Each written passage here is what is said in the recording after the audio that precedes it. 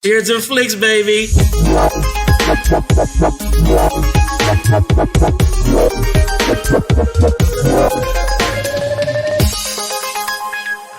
Okay, guys, welcome back to Beards and Flicks. I'm excited about this one because we're talking about a movie that I've watched so many times since I originally saw it when it came out in 2002. Mike's also here. I had to get an introduction. My name is Brad Johnson. I'm sitting here with Mike Davis, Michael Stephen Davis. Well, I'm sorry, what? Michael Lewis Davis. No, my name's Bill. Michael Bill Davis. What's your middle name again? Aaron Jar? Michael Jar Jar Binks Davis. Lisa has no last name. It's Samuel. Samuel. I knew it started Very with strong. Sam. It's my dad's first name. So, what's up, man? Nothing, man. I'm just glad to be back. Again, we're recording a little bit early because we will not have any recordings done in the month of March. Yeah, my son's coming to visit me for the first 2 weeks of March. Exciting. And I'm going to be, actually, there's a lot of performances coming up that we haven't really talked about. Oh, that's right. March 13th, we're going to be in Lufkin. So if you're listening to this before either of those two shows, come and see a show. Say the second day, not the first day, because at this point, it's past the 6th. Okay, so my son's coming to visit me the first couple of weeks of March. Also, Card 53 Comedy is going to be performing in Lufkin on March 13th.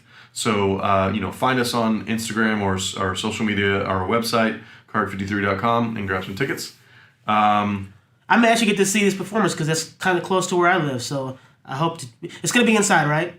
Yes, all these shows are inside. Yeah. These are in-person performances. I know there's been a lot of questions about if we're going to be doing a virtual show. This is in person. We're going to be on stage making everything up on the spot. Is it going to be the whole squad or just certain members? I don't exactly know who else is performing. Some of us can, some of us cannot. Okay. But it'll be most of us. Gotcha. I'll say that. I'll be at both performances. Okay. Yeah. I'm looking forward to it, man. I can't wait. Yeah. I haven't seen you guys in so long. I know you guys are thrilled because you've had a couple of shows toward the end of last year. Man, yeah. We're booking a lot of different shows. We're having to think outside the box. Book shows outside of Tyler, which is where we'd normally regularly play in Tyler, but Tyler's not open until we've heard June. Who knows if that's going to actually happen? Yeah. So we're trying to find other theaters outside of our comfort zone and book shows, and it's working. So look for more shows coming up in the future. And I want to ask you about something if you feel comfortable talking about it on air. You mentioned some plans to expand improv, you and the guys. Can you talk a little about that, or is that still kind of in the early stages? Are you referring to like things other than improv that we're going to be doing because we can't perform so much? Right. Yeah, we've been writing some scripts for videos and doing some funny videos. We've dropped a couple of those.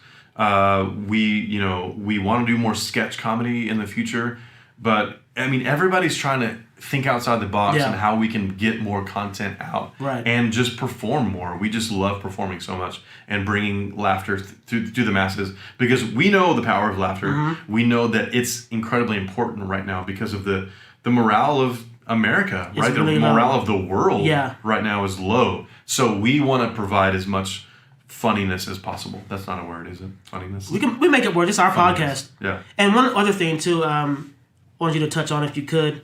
You guys kind of discussed or are brainstorming like teaching improv. Yeah, so we have a school of improv that we started called the Card 53 Comedy School of Improv. You can find information about that on our Instagram or our Facebook and through the website. You can sign up, and a few of us are teaching improv. I myself will be teaching kid-prov. Cool. So I love to teach kids and work with kids and teach kids how to be more spontaneous, how to think on their feet. And improv is so good for so many different aspects of your life. Right. So I agree. It's going to be fun. Looking forward to that, man. I'm glad you guys are starting to get back to what you guys do best and finding alternate avenues to continue to push that content out there. Yeah. I haven't felt like myself a lot of 2020 and the beginning of 2021 because I'm the most myself when I'm on stage. And I'm looking so forward to being on stage more in this year. So. And that's how I feel whenever we record is since we started in September, like when the weeks that we don't record, I can tell. Like I don't feel like myself. I feel like there's something missing because I don't have that creative outlet on those weeks we don't record. Right. So I know exactly how you feel there. It's fun. We're talking about a comedy today. I love this movie, Big Trouble. Little China. No, that's a different movie. However, that's a really fun movie. Yes. This is not that movie. This is a movie called Big Trouble, starring Tim Allen, directed by Barry Sonnenfeld. The year was 2002. I was in Florida at a friend's house, and somebody had just rented this DVD, and they said, "We want to show you this movie." And I was like, "All right." This takes place in Florida. Oh yeah, more in Miami. Well, yeah. I mean, I was in Central Florida in Orlando, but somebody had said, "Hey, let's watch this movie." I'd never heard of it. Didn't even see a trailer. Right? Yeah. And so we sat down and watched it, and it was so fun. So I'm excited to get into this. It's my favorite comedy that deals with the rule of comedy comes in threes. And this is really shown well in the similar scenes that happen back to back, or similar lines that are delivered back to back. Sometimes in twos, sometimes in threes, but it's really fun. What's the reasoning, or what's the goal of the rule of three in comedies? I honestly don't know where that originated or where, like, the history of that. I just know that, like, if you're gonna deliver a line, 2 more lines make it that much funnier. Okay. 2 more similar lines or 2 more things like that. Yeah. Listeners, if you know the history of this, I probably should have done some research on this, but I didn't. But I just know the effect of how it is whenever I'm on stage and there's something happening, and I'll come out and say the line, and it gets a laugh, right? And if I come out and do it again, it's going to only be 3 times, a total of 3. Okay. If you do it more than that, it's out, It's ineffective. Exactly. Yeah. It's out, what is that word? Out-welcomed? Outstayed its welcome? Overstayed its welcome, yeah. Overstayed its welcome. It won't work as well as the first 3. Right. So, is that similar to a callback, or is it totally different? No, you can do it as a callback, but don't do it more than 3 times. Okay. Yeah. Okay. Because I always felt like the rule of 3 and the callback are 2 separate things. Because to me, when I think of a callback, I think of something that's said like early in the film and something that's said later in the film. Yeah. To refer back. Exactly. To reference back to the original. Yeah. I know, like in conversation, like when we're doing hangouts, like last night or wherever. Yeah. I'll do callbacks in conversation. Because I think, so in the text, we were talking about, plans for last night. Me and you and Chris, yeah. And you were talking about, okay, be here at this time, da-da-da. And Mike bring this. Chris tried to come up with some cocktails, da-da-da. And I'm thinking, this is like an actual couple's, like, be there at this time, this and that. I was like, I got to try to find a date. Let me hit up escorts.com. Yeah. And then I get to... You keep dropping it all night long. Yeah, I kept dropping. It's like callbacks all night. Callbacks. Callback King. Yeah. Another nickname. I was at my girlfriend's house, and she was asking me, she was like, when do you think Mike will be here? And I was like, Mike's typically about 15 minutes late. That's a fact. And legit, you just, after I said that, you just texted me and said, hey, I just woke up. Yes. Yeah. Did you like take a really long nap yesterday? No, bro, so the last 3 or 4 days, and I kind of blame the weather and whatnot. Snowpocalypse 2021, yeah. I got sleep in like 3 or 4 hour chunks just throughout the day. Yeah. And especially the last 3 or 4 days now. Yeah. And because you've been stuck at home, you haven't been doing anything. Yeah. Not watching getting any a lot vitamin of movies D. or TV. Yeah. And without powers, I just laid in bed a lot. Right. So I caught up on sleep and then some in the beginning of the week. Yeah. So then by the end of the week, it's like I was just restless. And so I was sleeping like 3 or 4 hour chunks, and I stayed up watching this movie. Cool. Friday night, like late till like 6 in the morning. Yep. Then got up early to go to Sam's with my dad, and then I was like, well, I don't want to go to bed now because I just eaten a big meal. I went to Juicy's because Whataburger was closed, and big party foul in my book. Right? That should never be closed. But anyway, stayed up till about 2, and then I was like, man, I got to get a nap in because I got to go to this thing tonight, and I'm gonna be just out of it. So I set an alarm for like 4:30. I was like, I'll get like a 2.5 hour nap in. Which is a great nap. Yeah, it is. Yeah. And that alarm hit, and I was like, nah, man, not yet. Just not yet. I'm not ready. and didn't hit the snooze, like actually turned it off. Yeah. And then I woke up and I was like, oh, it's 6. I need to get ready. Yeah. So thankfully... I texted you and I was like, what's your ETA? Yeah. And you're like, well, I just woke up. Yeah. And we all, like, Chris and Jenny had already showed up, so we all laughed about, that was funny. But thankfully, because my job was to bring the dessert or a snack. Yeah. And I remember thinking, man, we were at the store this morning, the snacks and the desserts were gone. Yeah. They're like some nasty cinnamon rolls I wouldn't even touch. Thankfully, my mom come through in the clutch because she's always cooking desserts. That's like her way to just, as her outlet. That's cool. And so she made a peach cobbler and brought some of that to the party. Yeah. I actually took a few bites of it when I got home last night. Oh, cool. Delicious. That's cool. We haven't gotten into it yet. We're going to once you get into it, heat it up a little bit with some ice cream on top. Yeah. Boom. Nice. Yeah. Big Trouble. You had never heard of it. Never heard. You watched it for the first time a few nights ago. Yeah. Tell me your initial thoughts. The one character I didn't care for was Tim Allen's character, the lead. Everybody else I love because you could have spin-offs based on each group of characters in this movie. Yeah. And I like that. And I will say this, when I actually watched it the other night, I didn't like it at the end. But having slept on it a couple of nights, because it's been 2 nights. And thinking about it. Yeah, like I appreciate it more for what it is. The Tim Allen character for me didn't work. Yeah. Too much narration from him. Okay. Like he explained a lot of different things like voiceovers. Yeah. It starts off with a voiceover. And for some reason I thought, but looking at the cover of the movie or the poster, I thought he was like a super agent, the way he was dressed. Yeah, he did kind of have a funny look, and it looks like they're all wearing black except for Renee Russo. Mm-hmm. She's wearing pink, and they look like they're like a mob family. Yeah, on the cover of the they do poster. actually. You're right. Really cool. Then it has like a breakdown of all the different actors who's in the movie. So really, really fun cast. Mm-hmm. It's an ensemble story. Which a lot of movies that are based on novels have a whole lot of different storylines, especially like romantic comedies or, straight up comedies like this one.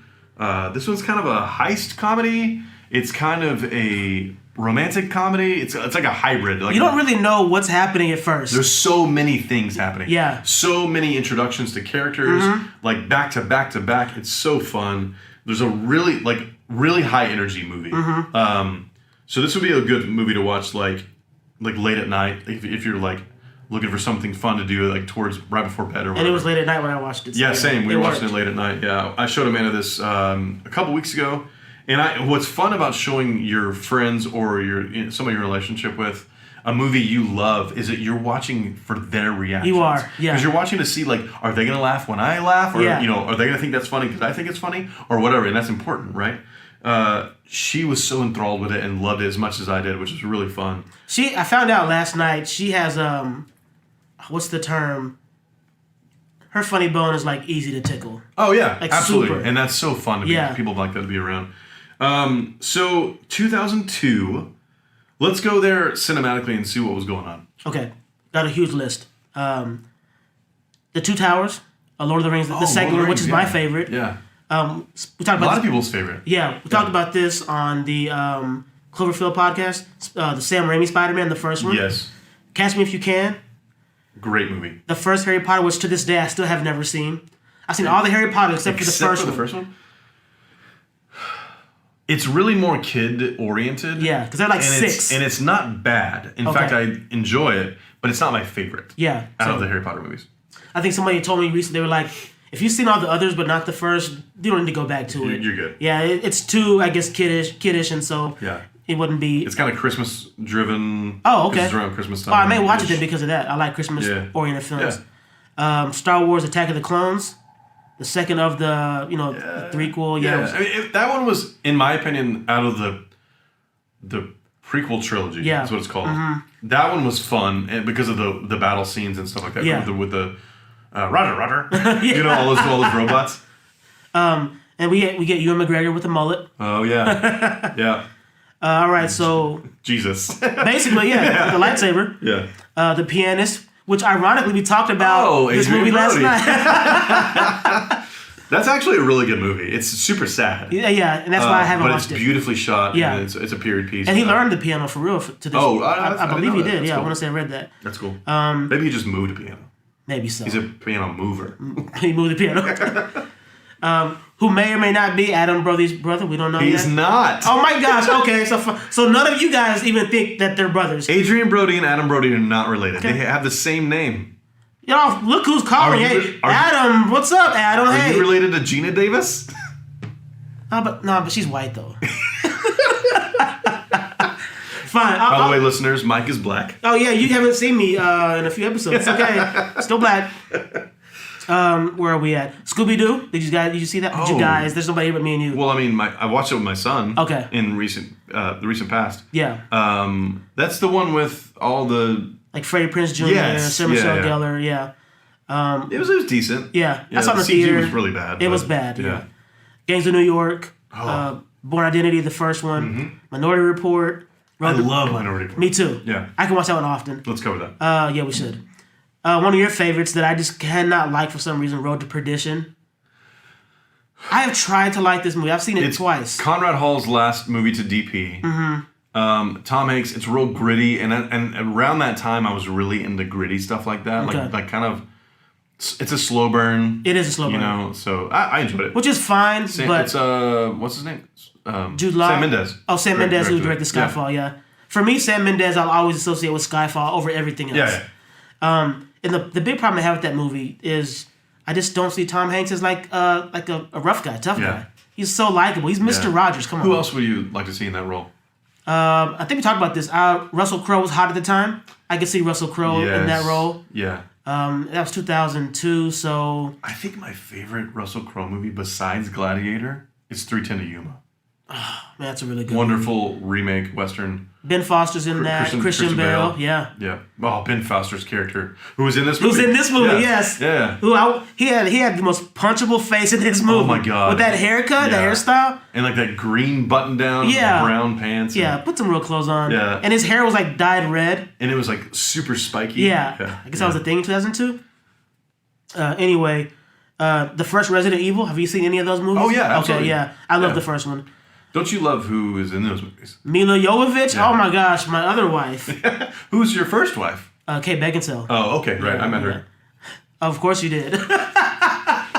She's so small. I remember you told me she's like super very, tiny. very petite. Yeah. And short too, right? Yeah, really Yeah. just- You're tall. You're taller than her, right?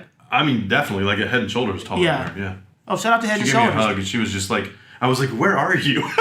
Yeah. Oh wait, you never told me you actually hugged her. I saw her in the street when I was in LA with my cousin. I thought you said you just went up to her and said hello. She said hi back. my cousin, who's an actress, was like, "Hey, there's Kate Beckinsale. You want me to introduce you?" And I was like, "Yeah." And Okay. So she came and gave me a little side hug. Wait, so your cousin knows her? Yeah. Oh no, you never told me She's that part of the little. story. Yeah, she's so little. Ah, And my cousin's really tall. Okay. So it was really fun. that's amazing. All About the Benjamins. I am. Oh, you mean the movie? Yes. Ice Cube and Mike Epps is hilarious. Actually, I never saw it. Yeah, the two of those guys together. Like if you've seen Next Friday, Yeah, Mike Epps is really funny. he's hilarious. Is he related to Omar Epps? Are they related? They have the same last name. Okay, see, I know what you're trying to do here. I'm not gonna get baited into this conversation with you. Let me see how Oh, but Omar's also in this movie. That's right. So half the people we mentioned are gonna be in this movie, I Yeah. guess. It's got a giant cast. Also so, true. Yeah. 28 Days Later, which I'm pretty sure you didn't see. Great. Oh, you did see it? See, because it's a 28 horror film. It's also. a zombie movie. I like. Oh, so you like zombie movies. films. Yeah. Okay, yeah. Not unless I'm having a nightmare about zombies. Oh, that was a great story. Oh my god. Signs. Oh my god. Saw that in Florida at film school. I was completely blown away. In fact, after watching it, I watched it with a really close friend of mine who was my roommate at the time in Orlando. We went to a Starbucks after it and sat there, and we usually, what's it called? Like break it down. Debrief after yeah, you saw yeah. the movie and talk about your thoughts and feelings.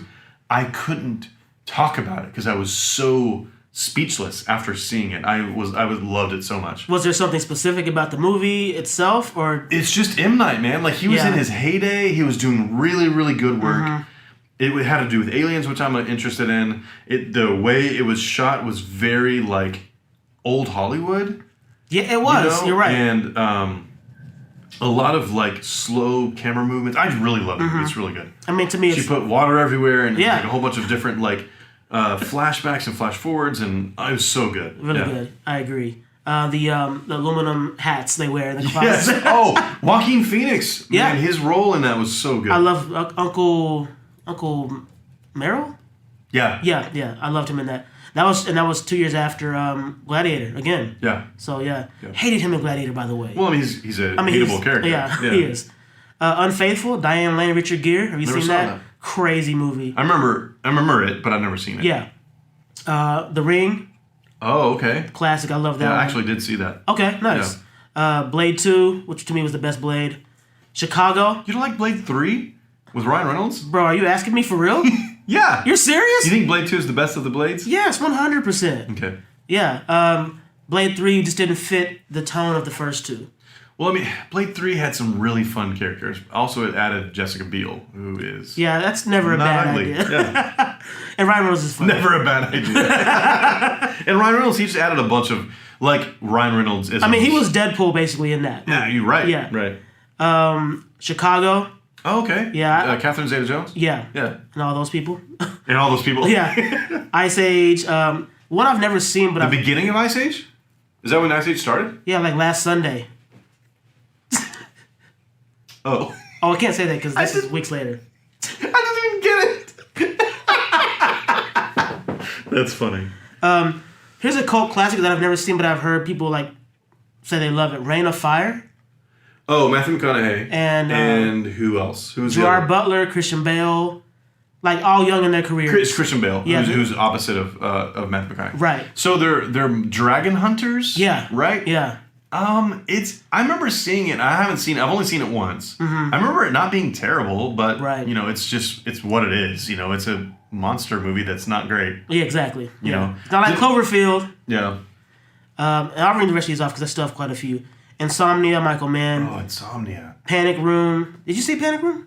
Yes. Yeah, it's really Jodie good. Foster, right? Yeah, and Forrest Whitaker, Jared Leto. And who was the girl? The young girl. Kristen Stewart. Kristen Stewart. Yeah. Okay. Yeah, when she could actually act back then. That was actually a decent performance by her. Yeah, it was. She's diabetic kid.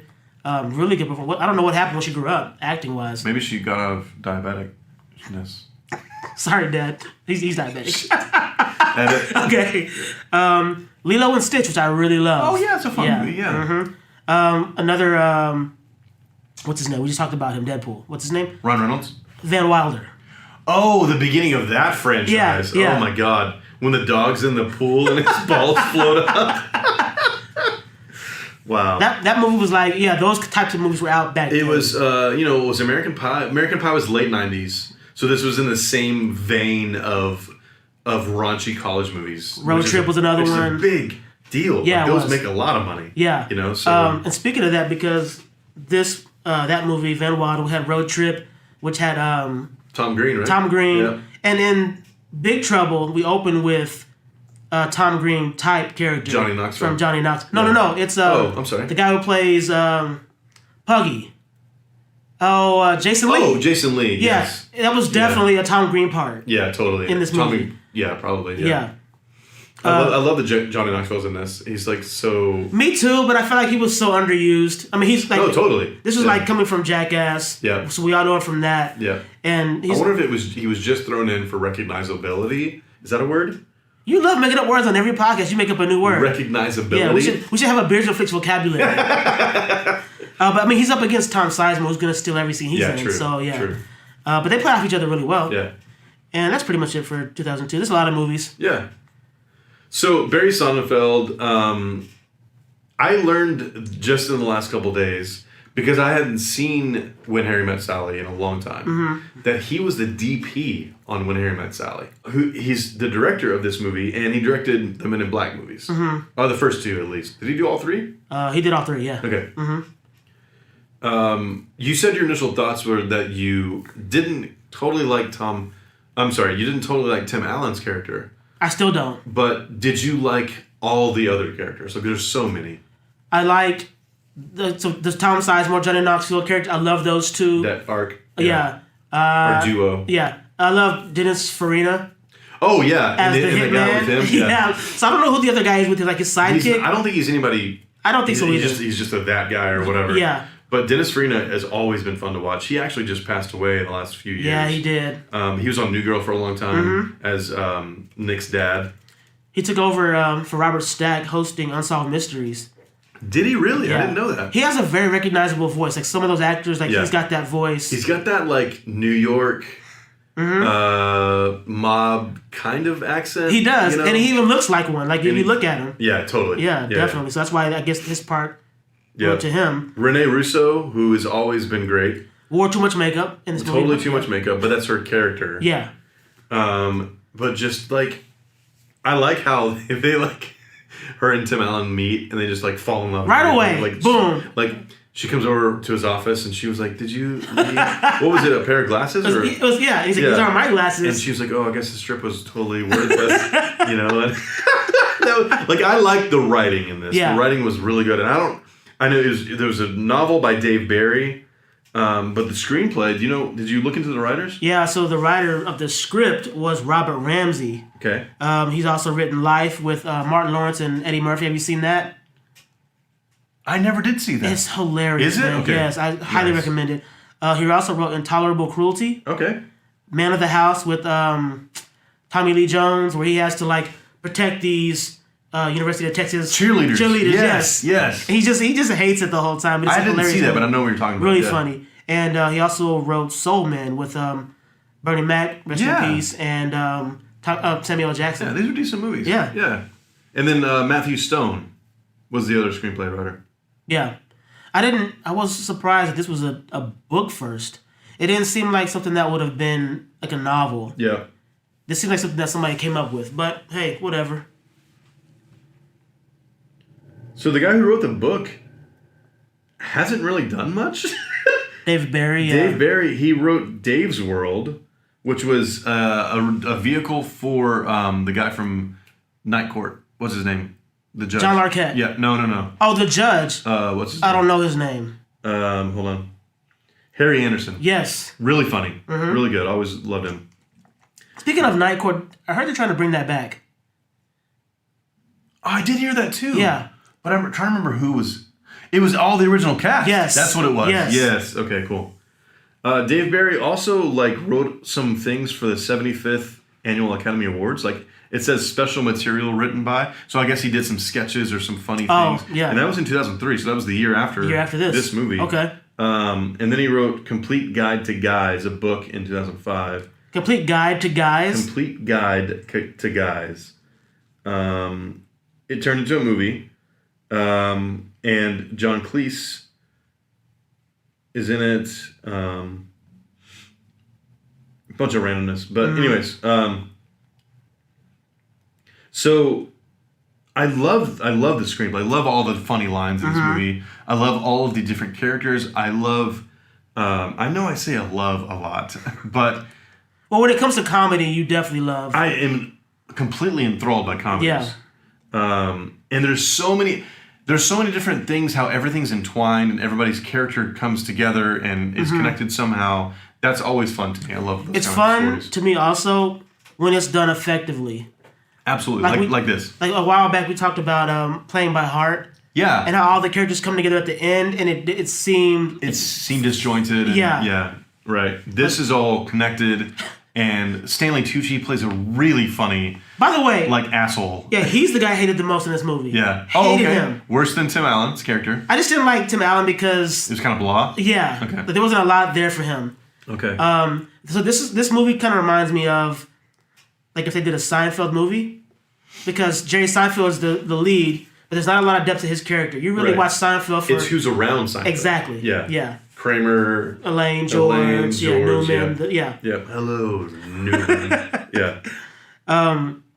But Stanley Tucci, I'm a huge fan of. So that proves how good of an actor he is because you hate him so much in this movie. Exactly. I've always kind of thought that doesn't matter if you like the actor or not. What kind of character is he playing, and do you believe that character? And do you actually, if it's a bad guy, do you hate that character? Exactly. Right. And if you hate him, then he's done his job. I love Josh Brolin.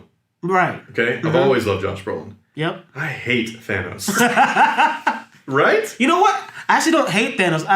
I didn't hate Infinity War Thanos. I hated Endgame Thanos. Oh, yeah. Because very two different characters. You're in right. time. You're right.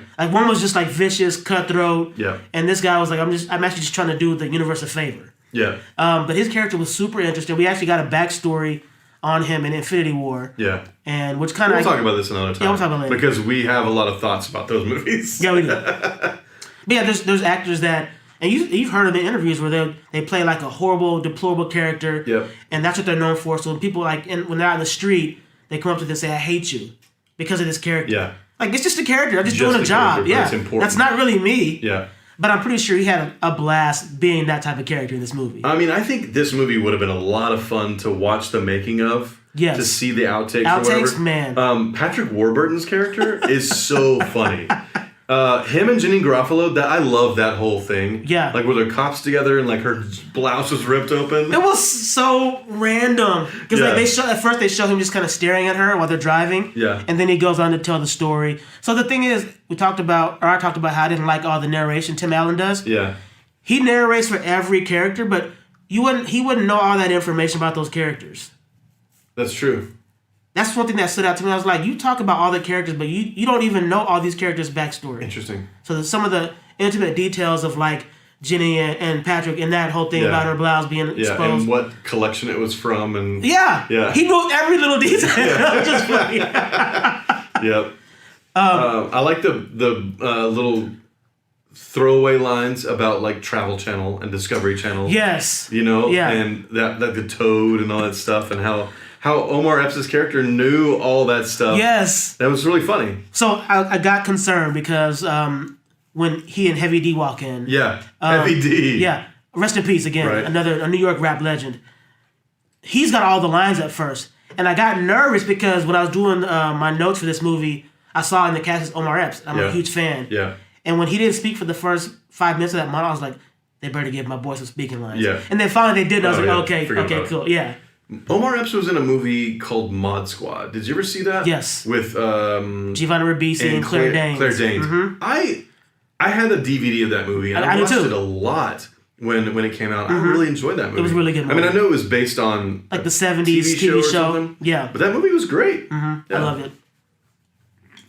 Yeah. Huge cast. Lots of really funny cast members. DJ Qualls, who was big for was it the Loser? That was his big movie. Was it The Loser? Where he plays a loser in a high school movie or something like that. I mean, I wouldn't doubt it. Yeah. I know him more from the Terrence Howard movie where he's like trying to become a rapper. Yes. Hustle and Flow. Hustle and Flow. Yeah. Then you see Zooey Deschanel. A very young, when I saw her, I was like... Short, redheaded Zooey Deschanel. I had to wait for a second to hear her speak, because I was like, if I hear her speak, I'll know for sure this is what I think it is. And she plays Rene Russo's daughter. Mm-hmm. And her and Ben Foster and DJ Qualls have a lot of different scenes together. They're playing this game called Killer. Yeah. Right? And they have... It's a water gun game. And that one part where he's like standing up against the fence... And the Phil Collins song comes on, and he's got the security guard. Yeah, and he's got the gun. Ben Foster's got the water gun in his pants, and it's like completely leaked all over his jeans. How did he not feel that? Wait, I didn't even catch that. Did you not see that? Really? Because he's like, "Hey, did you already? What did she say? Did you already blow your load or something like that? Yeah, and he like pulls his shirt out of his belt to like cover it up. Okay, yeah. How did I miss that? He's like, I'll shoot you in the parking lot. And she's like, my first hand job. Yeah, so many innuendos with totally. Those, yeah. Like, really funny script. Like, this is the first time you're going to get me wet, all this kind of... I was like, what is happening in this movie? This movie was just chaos. So, as we're watching it, every time a new character was introduced, Amanda would be like, that guy! When Conan O'Brien's... Yeah, that's his name. I can't think of his name. I don't know. No, his name is... Andy Richter? Andy Richter. Yeah. So when Andy Richter was introduced as that security guard, he's like, I don't think we're supposed to be carrying guns. He's like, we're not supposed to drink on the job either. You know the flask? Like, so many funny lines and moments. So to jump way ahead, that's one of the guys that I like to see more from. Oh, that character. It's him being security guard and going way overboard with the gun and drinking, He runs up to Patrick Warburton and Jake Garofalo and he goes, stop. He goes like, police. And he goes, yes, we are the police. Everything Patrick Warburton said was really funny. Yeah. See, I'm familiar with him from Seinfeld because he's Putty, Elaine's boyfriend in later seasons. Yes. And he also played... he's been in a lot of really good roles. He played the Tick. He was in the Tick. Yeah. As the Tick. Yeah. He was the voice of Kronk in Emperor's New Groove. Yes. Which, I love that character. That's a really funny character. It's a good movie, too, overall. And I think it was really just completely built and driven by him as his personality. It definitely was. But in this movie, he's so funny. And he's like this giant cop He's fit. He's really fit. Yeah. In fact, becomes a stripper. At the very end, yeah. Yeah, so that's really funny. Sofia Vergara.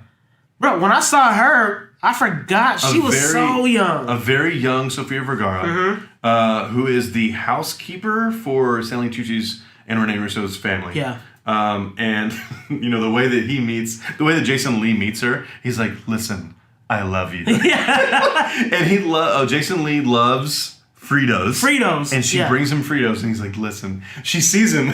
She goes, "Jesus." There's so many things. Because the opening of the movie is him giving the monologue. Yeah. And I'm thinking, what are they going for with this? Because it looks like he's trying to look like Jesus. I'm like, what's happening here? So there's no explanation as to why he looks that way. Right. It's Jason Lee. It's 2002. He had just came off of doing Almost Famous. 2 years before? Was 2000? Oh, yeah, you're right. Was Almost Famous, which I love that movie. So Jason Lee obviously is very familiar with cult movies. Clerks, right? Or Mallrats? Mallrats. He was in a bunch of those kind of movies. Yeah. Dogma. I think was he in That's Dogma? With Ben Affleck and Matt Damon. Matt Damon. But Jason Lee's a great, fantastic actor. That was a really funny scene whenever they meet each other, and he's like, she's like, "Do you live here?" And he's like, "Yeah." She's like, "I won't tell." Right. Yes. But there's a scene that happens in that opening of the movie that you want to talk about. Stanley Tucci and Sofia Vergara. Yeah, he's got like this weird fetish with, first of all, he's just fixated on her. Yeah. Like he goes right into her like quarters, like where she's... Yeah, just like barges in. Yeah. And she's like in her nightie or whatever. Yeah, because, Rene Russo, his wife, is like just watching TV with Zoe. Yeah, and obviously their marriage, they hate each other. Yeah. Like we know that pretty quickly. Yeah, and she doesn't really care what he does. Not at all. Whatever. Like, and vice versa. Yeah. And so he busts into her room, and like you said, she's in like her nightgown, getting ready to go to bed. Yeah. And he starts talking real creepy, and he's like, "Oh, let me give you a massage. You worked so hard today, da-da-da." And grabs her feet and starts massaging her feet. It's already creepy anyway. There's reaction shots. There's reaction shots from her, and she's like, no, like shaking her head, like, "Don't do it." He's like, you have very strong feet. Mm-hmm. And I hate feet. I do not like my feet. When this scene started and I first saw it, I was like, "Oh my God, like this is terrible." And I remember you texting me when you were watching this, bro, because what happens after, like he's like, it's talking about how you have strong feet, let me massage your feet, da-da-da, and things like, "Let me lick your feet," and they keep, like you said, they keep cutting back to her facial reaction, and she's disgusted by all of this. Right. But she's like, "Well, you're my employer. There's nothing I can do." Yeah. He actually starts licking her feet. He like pulls the feet apart. Toes. It was so nasty. And then he goes, "Oh." He puts her whole foot in his mouth. Yeah. And then that's when what happens next? Somebody busts in the door and hits him in the head or something. Yeah. And then she reaches for the crucifix. And hits him in the head. That's what happened. And then she locked herself in the bathroom. And then she runs off. Yeah. And she hits Dennis Farina's character, right? I don't know, the guy who's with Dennis Farina. The sidekick. In the middle of the backyard or whatever. I love that all these people show up at the house at the same time. Yes. Yeah. Yeah. So you have Ben Foster and DJ Qualls show up in that shitty little Geo. Which and the funny thing is, I remember what those Geos looked like. Yeah. I never had one, but there's that whole bit in the movie where he thinks... Like a Geostorm or something? A Geostorm, yeah. Where he considers his dad to be a loser because he bought a Geo. Because Tim Allen thinks he's a loser, so he has to buy a loser car. Right. Yeah. Right. It was just funny because you think, at this point, you don't know that he's got a water gun. Yeah. We just know he's going to go try and shoot Zoe. Yeah. And he shows up at the same time as the Mafia guys, and Puggy's up top just watching all this kind of unfold. Yeah. So all these intersections of... characters, all at the same time. Yeah. They all do this. This is what I was talking about at the top of the pod with the lines and the comical bits that happen over and over. Okay. Mm-hmm. So like, let's hope they don't have a dog. They have a dog. Have a dog. Yes. The dog sticks his snout up in the crotch of DJ Qualls and the guy who's with Dennis Farina. Oh, yeah. Right, so they both said the same line, delivered in the same way. Mm-hmm. There's that part where Dennis Farina is getting out of the car, and then the seatbelt. The automatic seatbelt. And he's like, completely just pissed off at it. Just like... You can tell this is like an assignment, like as the movie goes on, he's just like, I don't even want to do this anymore. Yeah, he hates being in Miami. He hates the mosquitoes, and that whole bit was hilarious. It's like, man, that, they find out that the mosquitoes are all female. They're female, yeah. Yeah, because of Discovery Channel. Discovery Channel, yeah. And he's like, bitch. He's like, he kills it again. He hits it again. Yeah, he does. It's really funny. So this movie comes out in 2002. We've kind of gone through some of the movies that came out that year. But watching it, and I don't know if it's just because it's been 19 years removed from it, but it feels older than that. Watching it for me, because I didn't see it for the first when it came out. Yeah. So I just have that disconnection with movies that are a little bit older. They just feel dated, which they are anyway. Sure. But I didn't like Tim Allen's wardrobe. I just hated Tim Allen in this movie. Yeah. I didn't hate him. His character for me didn't fit. But he's tied into pretty much everything too. Yeah. All the characters eventually end up tying into the end, like we talked about. But him and the Rene Russo thing. Him and his son. Him and the guy Bruce at the beginning. Yeah. You talk about it. I recognize that guy, and I don't know where from. And I've seen him in Seinfeld as well. I'm going to look him up. Because his character was really funny. Bruce. Okay, Michael McShane is his name. Okay. And he was in Robin Hood, Prince of Thieves. He was in right. Office Space. He was in Drop Dead Gorgeous. Oh. Yeah. So he's been in some big movies. A Bug's Life. Yeah, NCIS for a long time. Wayward Pines. Did you ever watch Wayward Pines? I did. Really good. Yeah, it's really good. Yeah, really good. Jason Patric. Yep. So that's who plays that character. Yeah. But that was a really funny thing, like introducing us to that world in the advertisement, and like she's got really big tits. Yeah, that whole thing. Just stupid character. He's like wearing silk. And he was sweating so He much. was sweating so much. Yeah, but I mean, in Miami, like the whole thing is fashion. Always, always hot. You want to wear very thick clothing. Right. But what I liked about that character, he's like, why pay for stupid? I can get stupid for free. That was really good. I like the freeze frames they did a lot. And did narration. Right. So the Tim Allen character is largely based on the writer of the book, Dave Barry. Okay. So that may have been why he chose to make him the narrator of the whole. That makes sense. The whole movie, because it's based on the writer of the book. Yeah. So earlier you talked about how you didn't really remember like seeing a trailer for this or anything like that. Yeah. So this movie was originally slated to release on September 21st, 2001, 10 days after September 11th. Oh. And because of the nature of the whole climax with the bomb on the plane, they pushed it back. Oh. And so we got the release date of, when it, 2002. 2002 in April. Yeah. And once it came out leading up to the release date, there was a fear of it being insensitive. The promotion campaign was toned down almost to the point of abandonment. So that's why you didn't really see any advertising or trailers for this movie. Yeah. And I think that kind of affected the box office because the budget was $40 million, only made $8.5. Yeah, it didn't do really well. Yeah, not at all. Yeah. And I'm pretty sure most of that $40 million went to these actors. The budget was what? $40 million. Oh, wow. Yeah. Barry Sonnenfeld delivered the film to the studio $1 million under budget. Wow. Yeah, that's a big amount of money. Yeah, it is. Yeah. What was the name of that car that Stanley Tucci drives, the red car? What is that? I didn't recognize. Jaguar? Well, it was a Jaguar? Jaguar, okay. because they talk about it. Yeah.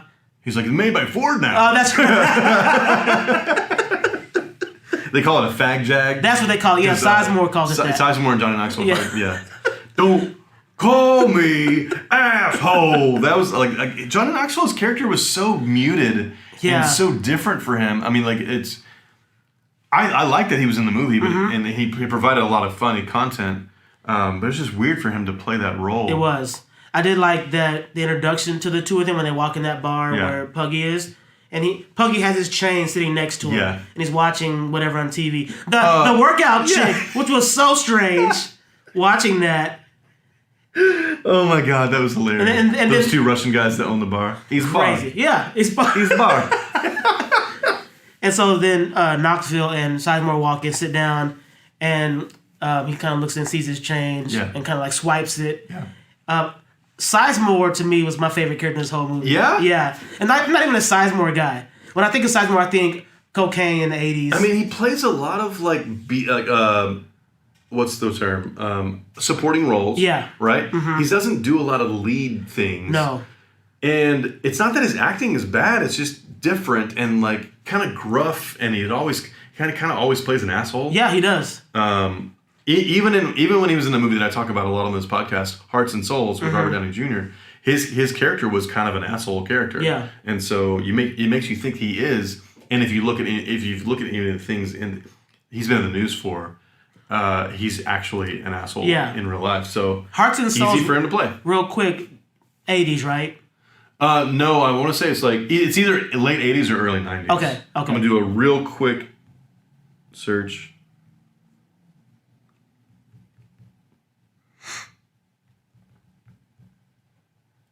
95. I'm sorry, 93. Oh, okay. 93. Okay. Yep. So I was talking about, Bruce and his character. We kind of talked about him. The way he's acting in that opening scene reminds me of every privileged customer I deal with at my real job. Like that whole attitude of do what I say. I don't need to listen to your advice. Just do what I'm asking. Customer's always right. Yeah, I hate attitude. that. Yeah. I hate that. Yeah. What's up with the Martha Stewart obsession? That's a crazy thing, and how she's like, speak to me, Martha. Was it just that she was big at the time? I think so. Was that when Martha Stewart because was really the first popular? time we see her, Rene Russo's watching her cooking show, and that's when she had it cooking. This is before the whole scandal, and so I guess she was just hot at the time. Yeah, that's when Zoe says, "I'm gonna go to my room where it's not so stupid." Looking at Arthur Herc. Bro, to me, she plays that character in everything. Yeah, I mean, she was typecast as that role for a long time. Yeah, like until New Girl, when she was this bubbly, different character that she played. Like, could you imagine her and Aubrey Plaza in a movie together? Yeah, that'd be fun. That would be hilarious. I would love to watch. This is 2002. Well, filmed in 2001. Mm-hmm. Elf was 2003. Yeah. So she played kind of the same character she did. Elf. And that's the first thing I thought of when I saw her. I was like, oh, Elf. Yeah, right. Yeah. The conversation that's on the radio when Dennis Farina and his cohort about the sports, the Gator fans calling in and whatnot. Yeah. He's like, well, I'm calling. You don't say that we call in. I'm calling in. That was the voice of that person was David Coep. Shoot, hold on, where'd that go? Yeah. David Coep was the voice of the sports show host who argues with director Barry Sonnenfeld on the radio. Oh. David Coep is a writer, I believe. Okay. Or maybe even a director. I've heard of his name before. I think he's a writer, yeah.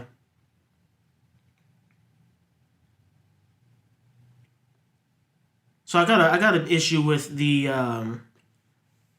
airport scene when they are going through the security check. Okay. And then they open check. Yeah. I love how she kept saying that. Yeah. But then when they open it, it's like no one knows what a bomb looks like. Like nobody. Yeah, she's like garbage disposal. And they mentioned that a few times. They turn it on. Yeah. It's like, it grinds up your food while you're out or whatever. And I understand why the studio wanted to wait to drop this after 9/11 because all that changed. Yeah. After 9/11. That's true. Yeah. So yeah, it's very interesting. Speaking of, one of the big security measures implemented since then is the TSA check. You walk in and the X-ray. Yeah. Have you ever seen people walk through those barefoot? Like, it's gross. Ooh, they take your socks off and walk through. Some people, people have sandals on, wearing but sandals no socks or flip flops, but when I fly, I know to wear socks for sure. Yeah. Because you stand in there like, I don't know if you bathe. I don't know if you have athlete's foot. I always fly with shoes that are easy to take on and off because you have to do that, going and coming, right? Right. And I always wear my shoes unlaced. I get that from my dad. Yeah. Just tight enough to like fit and not slip off. Yeah. So when I go to the airport, it's easily slip off. Real quick, have you ever used pre-check to fly since that's been implemented? I did one time on a business trip. I bet that was nice. It was easy. Yeah. Let's talk about the music because there's a lot of the same kind of horns and stuff. which was very close to like Miami culture, right? Like the salsa type music, the whole entire movie. There's this song that's like bop bop ba da bop bop ba da bop. You hear that through the entire movie. Mm-hmm. Well, James Newton Howard's is the composer. Yeah. Who's done everything. I mean, so many things. Lots of M. Night movies. Dark Knight. Really good. Oh yeah, Dark Knight. That's right.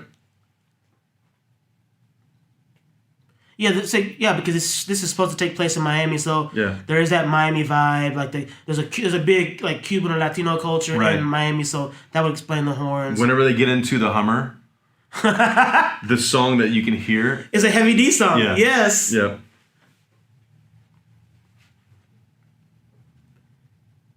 So interestingly enough, this is one of the few movies where I only have one favorite scene, and it's Sizemore buying the tickets.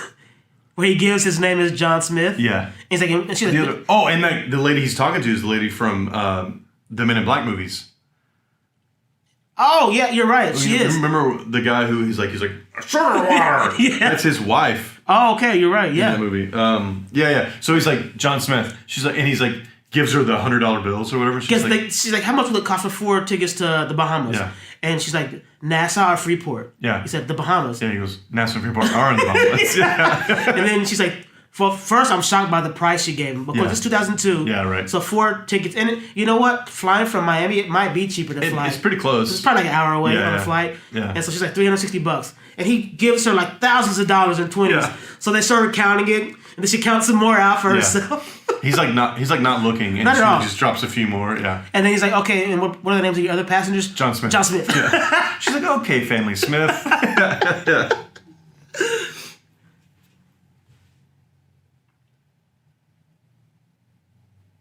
Oh, wait, where's that one I was going to ask you about? At the end, when they're on the plane, they take off. First of all, I wasn't expecting it to be like a private plane. Yeah, it's like a little Learjet. Yeah, I was shocked to see that. But so Tim Allen gets on, and watching Tim Allen run to catch the plane. Yeah, he trips over the thing. That's when we start seeing the timer, the red numbers. Yes. Talking about how close we are. Right. Yeah. So he gets on the plane and he knocks Johnny Knoxville out with the fire extinguisher, and so then Sizemore figures out that he's back there and the fight ensues. Yeah. And this whole time, there's been this issue with only Puggy is strong enough to carry this titanium case. Yeah. And then Sizemore's hanging from one hand, hanging onto the open door, and with the other hand, he's holding the titanium case. Yeah. Like this whole time, nobody can lift it. Now all of a sudden, you have all the strength. Yeah. But I love when he lets go. And he's kicking? Yes. He's falling from the really high in the sky down, and he's just kicking his legs like he's swimming. And then one of the last numbers we see is... He's underwater? And he's like... That smile on his face! Yeah. Oh, I was dead when that happened. I love the captains and the co-captains of the plane. Remember, he's like, 2037, 2038, 30... Yeah, all that whole bit. That was another rule of 3, because they do that 3 times. They do it over and over, yeah.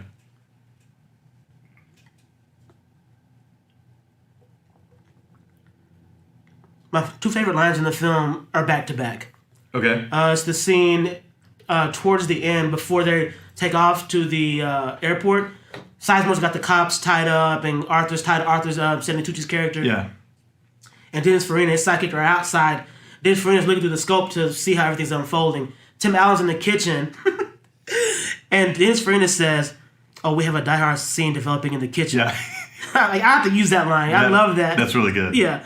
And then the next line, he tells his sidekick, he's still watching in the living room, moron number 2 just got moron number 1 all wet. And the other guy goes, "Oh, give me that. I never seen that." That's crazy. The best lines in these movies, I can never deliver the way they do. Oh, yeah. But, I mean, they were just hilarious. Yeah. So, the film features 2 Buzz Lightyears. Tim Allen voices Buzz Lightyear in Toy Story 1995 and succeeding films. And succeeding films. Patrick Warburton voices Buzz Lightyear of Star Command and related videos. 2 previously appeared together in Joe Somebody in 2001. Oh, okay. Yeah. Also, Patrick Warburton was on that show that Dave Barry wrote about Harry Anderson, that one, The Dave's World. Oh, yeah. Yeah. Speaking of Buzz Lightyear, did you hear there's like I guess we're gonna do like a Buzz Lightyear spinoff, and they want Chris Evans to be the voice. Like is it a live action? I don't know.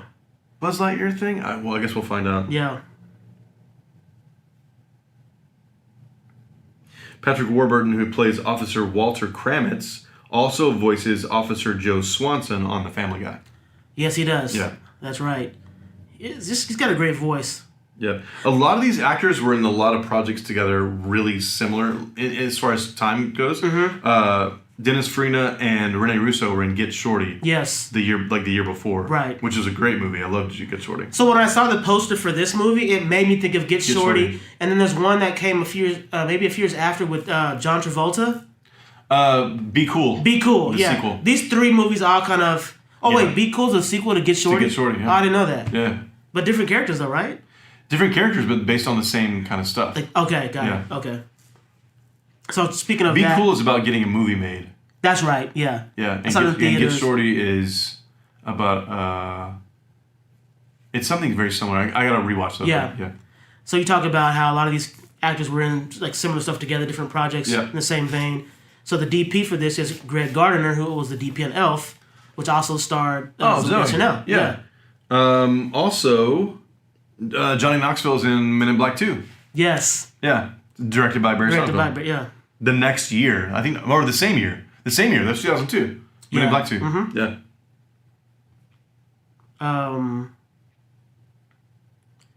I think my favorite scene is when Andy Richter's character, like, and that gun gets shot and the bottle gets dropped out. And that whole thing. Yeah. And then what was that? What was up with that bimbo that walks up to Patrick Warburton? Bro! And he's like, "What's your name?" And she like says this name, and he's like, "That's a beautiful name." Yeah. Like that whole thing was really strange. There was a lot of stuff as where I was like, "Oh, that's Didn't random." Totally get it. Yeah. Yeah. Because then when they do like the epilogue where Tim Allen's voicing over when Warburton becomes a stripper. Yeah. He's married that girl. Yeah, he married. She's in the crowd. And he throws the cod piece or whatever to her every single time. Every show. Yeah. Lots of funny moments in this movie. Just like it's off the charts funny. This is one of those. So because I've told you many times, like I'm really hard on comedy. Yeah. Like it's hard for me to just find a comedy that I just like laugh and head over heels and really for. get into and laugh. Yeah. And so this one again, this fits in that category for me. And then I started to wonder, is it because it wasn't rated R? Like I think there are certain movies that suffer from having a PG-13 rating. Okay. Like you think about how there was that rumor that the last Terminator film, Dark Fate, was going to be PG-13. Yeah. And people hated that Salvation was PG-13. Right. Because the first two were R and they were amazing. Right. I think sometimes the rating can hurt or hinder a film's performance overall. Because I look at a lot of the comedies that I'm fans of, they just all happen to be rated R. Yeah. Old School, Project X, The Hangover, Step Brothers. Yeah, and usually those movies also kind of rely a lot on the raunch. Yeah. Which, I mean, I don't care for either way, but for whatever reason, my favorite comedies all happen to be rated R. Yeah. But so like I said, watching this the first time a few nights ago, I didn't like it, but then sleeping on it a few nights leading up to today, I appreciate it better. And then talking to you about it, I want to watch it again. Remembering those lines and stuff. Yeah. Like I'll watch it again now and like with a better appreciation of it. Yeah. That was a good wrap up. Mm-hmm. You good? Yeah. All right, guys. Well, this was Big Trouble. It's some movie that I celebrate a lot. I watch it every couple of years. And I'm glad that you watched it and somewhat enjoyed it. I'll watch it again. Yeah. Nice. Definitely. Rewatchable for you? Yes. All right, guys. Thanks. Later.